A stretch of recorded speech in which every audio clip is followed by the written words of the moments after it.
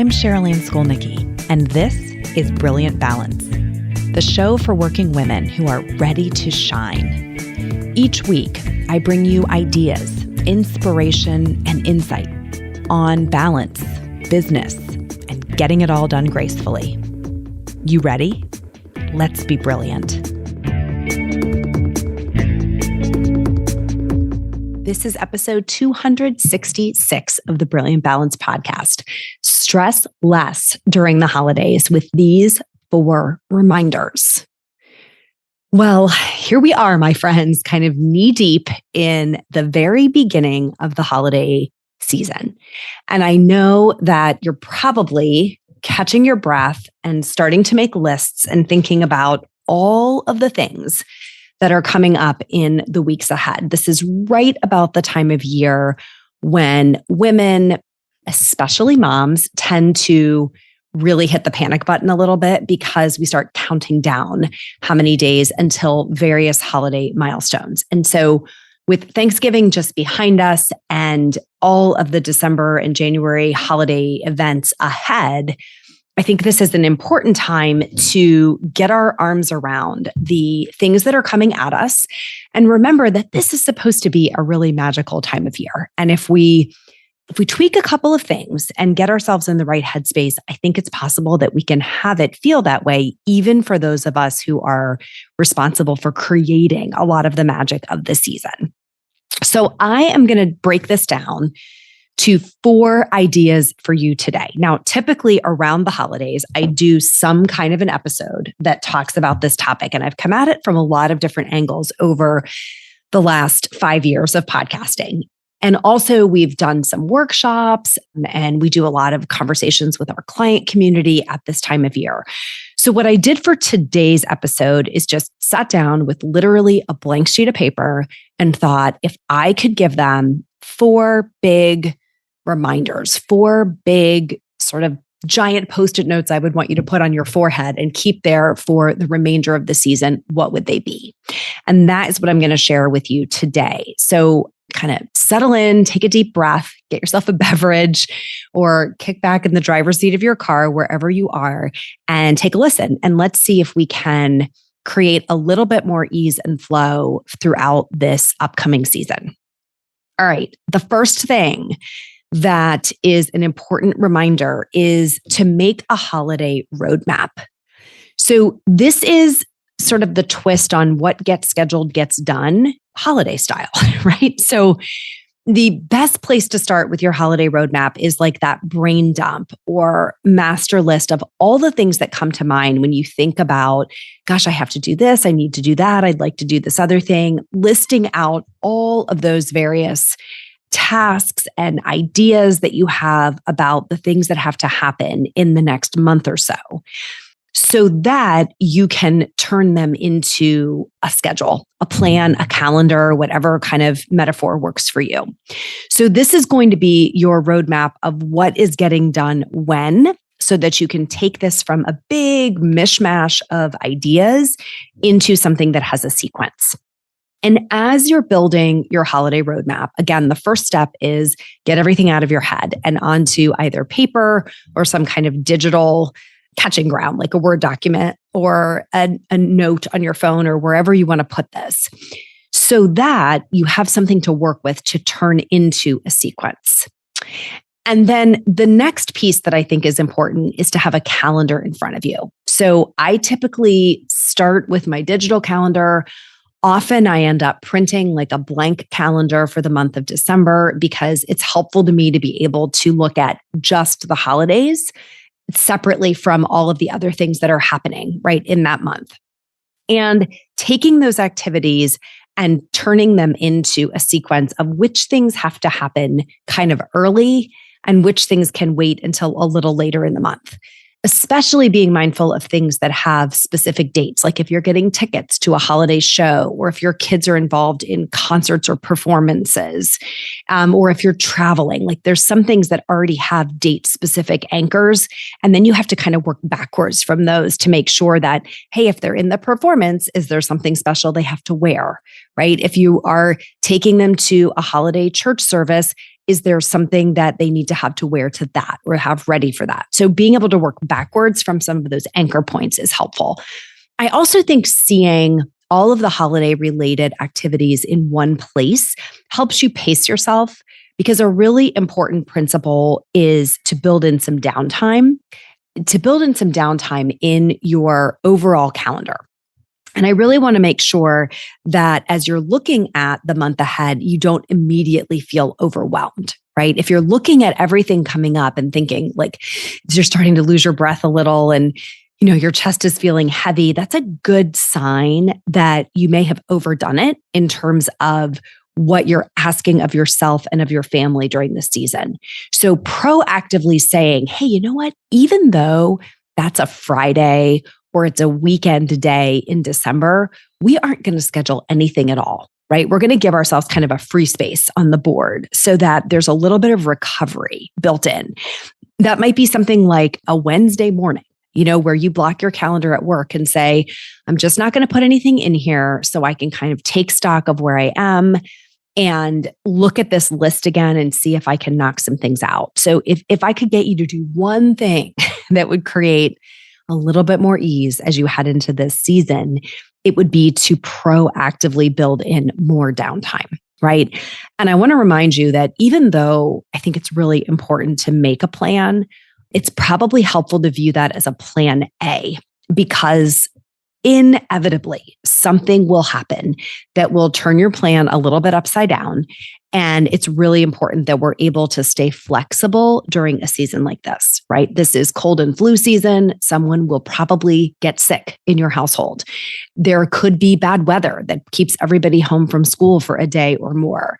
Something might get double booked or canceled or you forgot about, and we have to make accommodations for it. So really building in that downtime is the best way to help you stay flexible when things go a little bit sideways. So the very first reminder is please have a holiday roadmap. I did mine in about the middle of November this year. It refined it a little bit, and I feel like I've got my arms around the things that are coming up. So it is definitely not too late. And if you don't have one yet, this is a great time to start kind of blocking out the things that are most important to you and when they're going to happen. All right. The second thing is to put the good stuff in. Now, this is where I'm going to shift gears to think about your own self-care and also the care of your family. There are a number of things that we start to do too little of, or we cut or eliminate altogether when things get really busy. And that can create a downward spiral of our emotions and our coping skills and our temper. And I want to avoid that with you.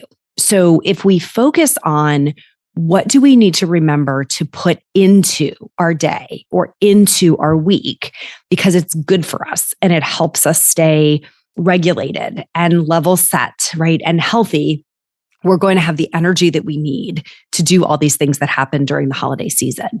So when I say the good stuff, I mean things like sleep. Are we continuing to prioritize getting enough sleep?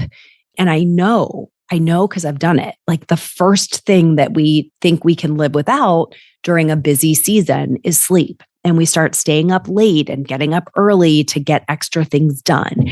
But if we can be really protective of our sleep, even during this busy season, we stand a better chance at doing all the things that are on our plate with a smile on our face, with a good attitude and some pleasantness. And that is so important, isn't it, at this time of year for us to show up the way we want to for the people in our lives. Other things that are really important are like sufficient water or other forms of hydration and proper nourishment. It's really easy to go off the rails around feeding ourselves food that has some nutrients in it, right? So our bodies can get what they need. And we can really shift our beverage focus away from simple things like water or sparkling water. And so making sure that throughout the day, you're keeping that water nearby because it's such an energy boost, and really being mindful of getting some proper nourishment into your body a few times a day. It's why we have breakfast, lunch, and dinner, but we forget when we get into a season like this. So I love to think about things you can put on autopilot Is there a nourishing breakfast that's really easy for you to get your hands on? Some basic lunch things that are around and within arm's reach, whether you're at work or in the car or at home at that time of day, so that you're really making sure that some good nutrients are getting into your body to sustain you through this season. They don't have to be time consuming, right? One of my favorite things to do at this time of year is to make a pot of soup on the weekend and then be able to have that for lunch throughout the week. You can buy soup and have it throughout the week. You can keep things to make a salad. You can make something that's really simple and quick for you to get to, but has a lot of nutrient density so that your body is getting what it needs to stay physically healthy, but also emotionally regulated. Okay, my friends, I have some big news for you today. After years of dreaming about it and saying, how great would it be to have our very own Brilliant Balance boutique, we did it. And the online doors are open. So if you love the podcast and you'd love to start your day with a Brilliant Balance mug, or add a little inspo to your office art, or cozy up in a super soft hoodie and a hat for those late to the bus stop mornings, head over to brilliant-balance.com/shop and choose something that will remind you that you are brilliant, because you are. And then I want to see all the pictures of you with your new goodies. So tag me on social media at brilliant_balance when it arrives. That's brilliant-balance.com/shop. Go have some fun. And then another one to really be mindful of putting into the equation is some fresh air and exercise. The weather gets colder in a lot of the parts of the country, certainly where I live, and it's darker earlier, right? It can be really hard to get ourselves outside. So finding those reasons to get outside and breathe some fresh air throughout the day and combine that with movement wherever possible is really a regulating foundational practice that can keep you feeling good. And also paying attention to your routine. This is important for you. It's also really important for the kiddos. This is a time of year when routines start to go out the window. We're letting everybody stay up later and we're packing the weekends with holiday-related social activities. But a little bit of routine and rhythm where they're going to bed at the same time, getting up at the same time. There's a process around homework can really help them feel safe and like they can stay level set. When your kids are losing control of their emotions, it's a good sign that one of these things we've just talked about might be missing for them as well. So there's a lot of excitement in this season, and that's a lot of energy to carry around. And these practices, sleep and hydration and proper nourishment and fresh air and exercise and routine, they sound so simple, but they're so easy to forget when we're in a really busy, surging season. Okay, so emphasis on putting the good stuff in first is going to make sure that we have an appropriate amount of space for the treats and the extras. Because the third point I want to make is that we want to be careful that we know when to say when to some of the things that veer toward excess in this season, right? It's really easy to go overboard on a couple of things. And we want to, put a little bit of a governor on that so that we know when to say when, so we still feel good. The first one that I'm going to say here, you probably thought I was going to say food. I'm going to get to that in a second. But the first one is really activities. It goes back to that holiday roadmap. It's so easy to bite off more than we can chew and to really overschedule ourselves and our kids. And when we do that, everyone feels depleted. It's so exciting when you're thinking about it, right? All the things sound good. But after you've lived through several days in a row of executing them, we can feel really tired. And they actually start to lose a little bit of their allure, a little bit of their magic. So knowing when to say when in your schedule, when you look at the week and ask yourself, like, are we trying to do too much here? Even though it all sounds good, do we need to take one or two things off this list so the ones that remain have some breathing room? Like, that's the strategy I want you thinking about. And then when it comes to food and drink, I think this is the treats season. Right? We have this free pass toward treats in our mind, and everything sounds great, right? When you're tired and when it's a a special occasion. So being mindful of having treats by all means, right? Enjoying the special things that come with this season, whether that's, your favorite cocktails, whether it's the specialty coffee drinks at Starbucks or somewhere else, or whether it's all the treats that can come with the parties of this season, sweet or savory. Have them, but really think about, for your own body, when do you need to say when, right? When is enough so that you still feel good later that evening or the next day? Because overdoing it on treats is so prevalent that it's a meme, right? It's so prevalent. And so just knowing for your own body that you want to be able to enjoy those special things of the season without having a lot of recovery to do afterward, right? What can you tolerate that doesn't require a lot of recovery or cleanup after the fact? And then the third area to pay attention to is spending. Right? This is a season where we can go overboard with spending. And that can really lead to kind of a spending hangover that's with us in January when we're looking at the credit card bills as they come in. So one trick that's sometimes helpful is to think about, of the gifts that you gave or received last year, what can you bring to mind in the first 60 to 90 seconds? Okay. And it's going to be a small fraction of the gifts that you probably actually gave or received. But those are the ones that sort of stood the test of time. And what we tend to do is put a lot of filler into giving during the season. And that leads to sometimes excessive spending. So really thinking about, what are some guardrails around the spending that you plan to do this season, so that it fits within your cash flow and you get to January without feeling like there's a big hole to dig out of, can be helpful. Okay. So just to recap those three, make a holiday roadmap, right? What is your plan for what's going to get done and when it's going to happen? Put the good stuff in first, right? Protect for all of those practices that keep you and your family feeling healthy and whole and regulated. And then know when to say when on the things that we tend to have too much of during this season, the activities that we do, the spending, and then the treats, kind of food and beverage related.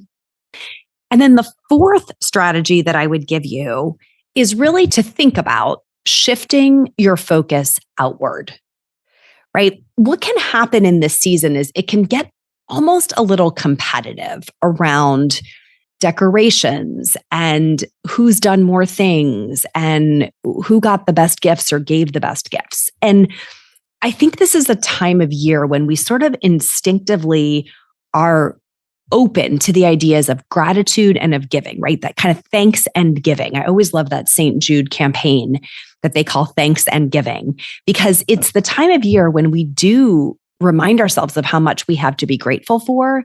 And we are a little more open to the idea of giving. So this is a great time of year to start a tradition or a habit that you can continue maybe throughout the year, or at least do in this season. Looking at places like, what can you do?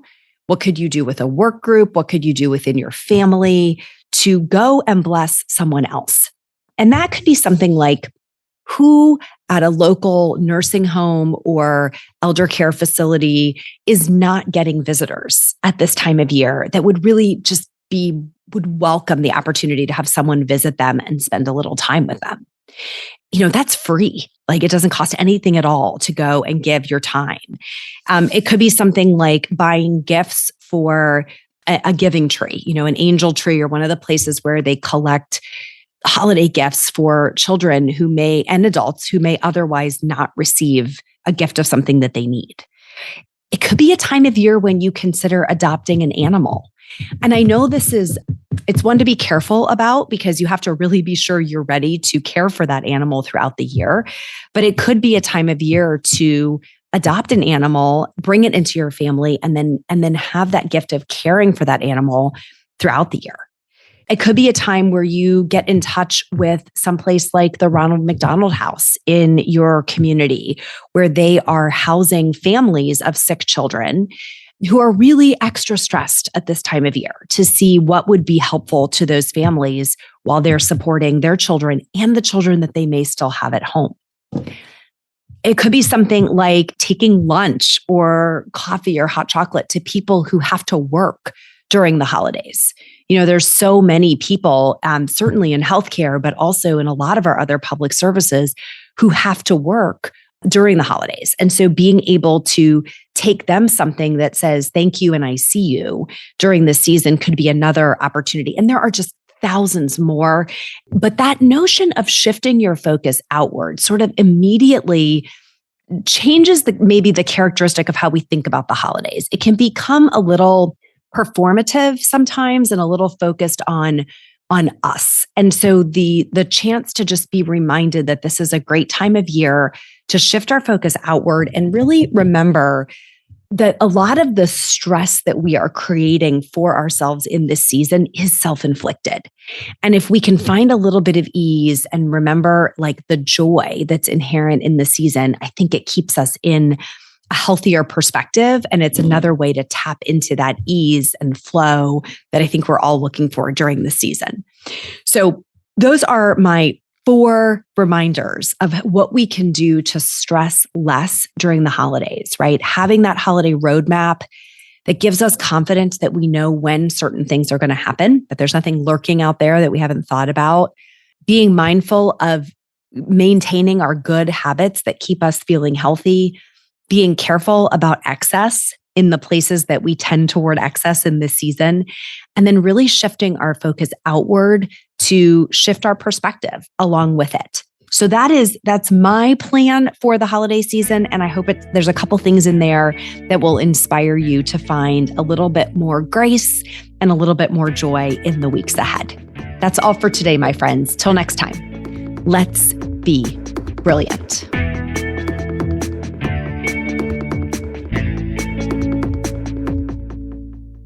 This is thepodcastfactory.com.